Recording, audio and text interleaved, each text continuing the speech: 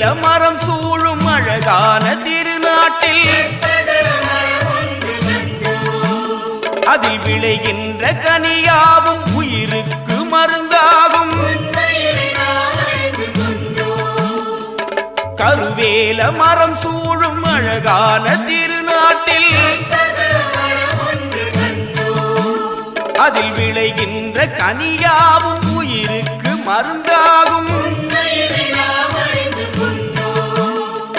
கற்பக நாயகம் போற்றி அவன் கருணை மிகு பாதங்கள் போற்றி.